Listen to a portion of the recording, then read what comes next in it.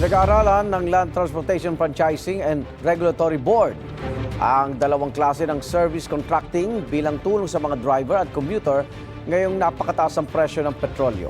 Sa service contracting na ito, kokontratahin ng gobyerno ang mga driver at operator ang mga pampublikong sasakyan. Sa unang proposal, magiging libre ang sakay pero pangamba ng LTFRB, mas maikling panahon lang ito may patutupad. Mas pabor ang ahensya sa ikalawang proposal kung saan may babayaran pa rin ang mga pasahero pero discounted. Hingi raw ng pondo ang LTFRB para rito, pati na rin fuel subsidy. Ang nangyayari po dito, ang gobyerno po ang nagbabayad sa serbisyo ng ating mga public transport operators and drivers, no? So, hindi na sila kailangan, ating mga operator driver, hindi na ako kailangan magproblema man tungkol sa presyo ng krudo.